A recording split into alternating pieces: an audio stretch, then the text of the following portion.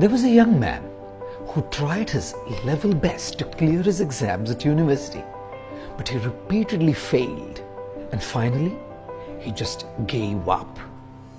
Thinking that marriage would be the best way to make him responsible, his family got him married. After the marriage, the man took up a job as a primary school teacher, but due to lack of experience was mocked by the students and finally removed by the school authorities in just a few weeks' time. When he returned home that day, his wife wiped his tears and comforted him.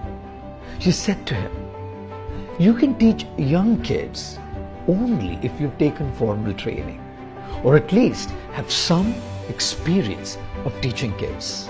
And for you, you didn't study teaching at university, nor have you dealt with kids earlier. So how would you know how to teach kids?" Don't be too sad about it. When God says yes to your prayer, He gives you what you want. But when He says no to your prayer, He has something better for you. Probably there is a better, more suitable job waiting for you out there. Gathering some hope, the man kept trying to find opportunities, and when he did finally find one, he was once again chucked out of the job due to his slowness. Yet again his wife tried to encourage him by saying, "I'm sure there are people who are skilled and experienced at that job, and their experience comes from many years at it. As for you, you were in school trying to teach kids all this while. So how could you acquire the needed skills?" Don't worry. When God says no to your prayer, He gives you something better. But when He says wait to your prayer, He gives you the best. The man kept trying his luck with several jobs, which never lasted more than a couple of weeks, at best months. Each time he would return back home dejected and depressed, and his loving wife would comfort him. Never once was she disappointed or resentful. By the time the man was in his 30s, he'd found his calling and had acquired a flair in languages. He ended up being a counselor in a school for those kids who were challenged in hearing and speaking. And a little later, he opened his own school for specially abled kids.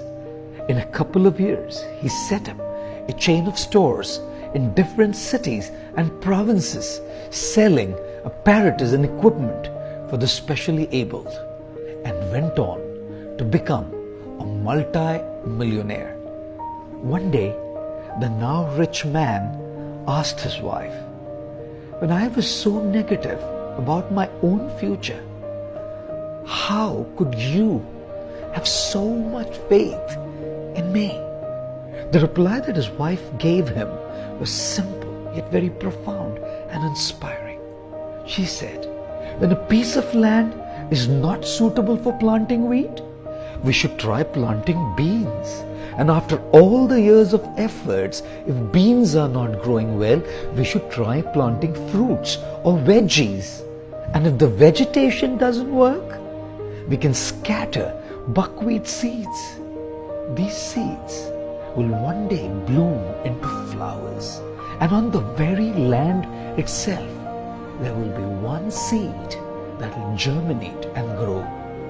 After having listened to the wife's explanation, the man wept. Her faith in him, her love, her patience, her persistence was actually responsible for the successful empire that they now owned. Ladies and gentlemen, no one in this world is useless. The land may be very fertile, but you may not have figured out your seed yet. It takes a while to figure out what's your seed, what works for you, But once you discover your seed, your passion, your calling, excellence and abundant growth will simply be a consequence. Until then, you need to believe in yourself. More so, you need someone who can believe in you and keep you going till you see your day.